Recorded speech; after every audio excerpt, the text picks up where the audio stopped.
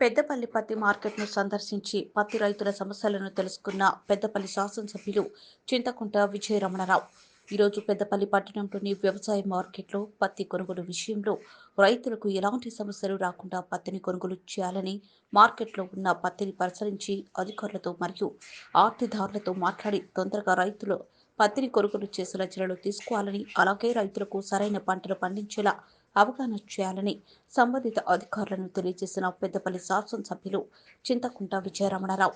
ఈ కార్యక్రమంలో వ్యవసాయ మార్కెట్ అధికారులు, కాంగ్రెస్ పార్టీ నాయకులు నుగ్గేళ్ల మల్లయ్య, భూషణవేణి సురేష్ గౌడ్, భూతగడ్డ సంపత్, సంతనవేణి రాజేందర్, నెతెట్ల కుమార్, బొడ్డుపల్లి శ్రీనివాస్, కొలిపాక శ్రీనివాస్, తూముల సుభాష్, ఉప్పు రాజు, పొగల శ్రీకాంత్, ఎరుకల రమేష్, సత్యనారాయణ రెడ్డి, కొలిపాక చిరంజీవి, నాంసాని శ్రీనివాస్, శ్రీధర్ పటేల్, సమ్మిరెడ్డి, ఆర్కురి సంతోష్, బొక్కల సంతోష్, గన్నమనేని తిరుపతిరావు, నాథీం మరియు తదితరులు పాల్గొన్నారు. మార్కెట్ ప్రారంభమై 2 మాసాలు అయితే ఉంది. ఇది కాటన్ మార్కెట్ స్టార్ట్ అయ్యి ఇప్పటి వరకు పెద్దపల్లి మార్కెట్ యార్డ్కి వెళ్ళి 50,000 పత్తి తీసుకోవడం జరిగింది. దాంతోపాటు జిన్నింగ్ మిల్లు ద్వారా 47,000 క్వింటాలు వేయింది. 2 కలిపి 97,000 క్వింటాలు రైతుల దగ్గర నుంచి తీసుకోవడం జరిగింది. ఇది కాకుండా ఏదైతే జిన్నింగ్ సీసీఐ ద్వారా 60,000 క్వింటాలు తీసుకోవడం జరిగింది.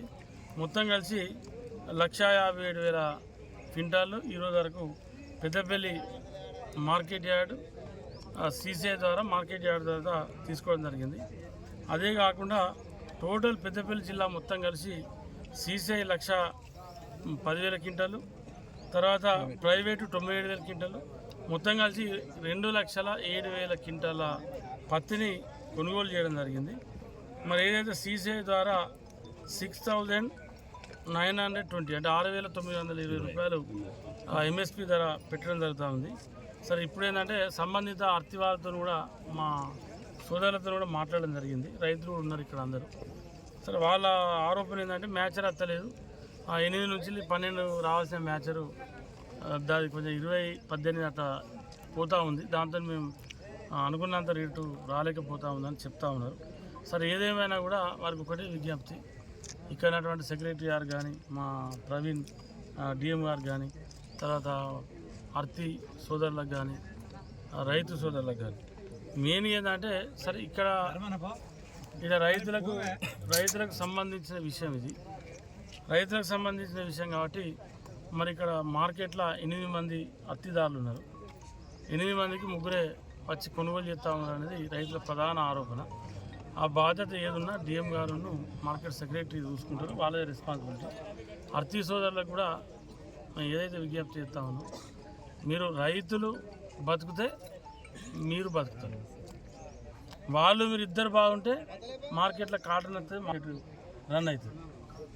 సరైన ధర పెట్టక, సరైన ధర పెట్టుబడి వెళ్ళక, కులకు కైకిళ్ళకు దుక్కి దున్నడానికి, మందులు కొట్టడానికి ఆడికాడికి అల్లికల్లి సున్న అయితే మళ్ళీ వచ్చేసారి పత్తి దిగుబడి తగ్గుతుంది. పత్తి పెట్టే రైతు ఇంకో పంటకు వెళ్ళిపోతుంది, పత్తి పెట్టడి. కాబట్టి నేనేమంటాను,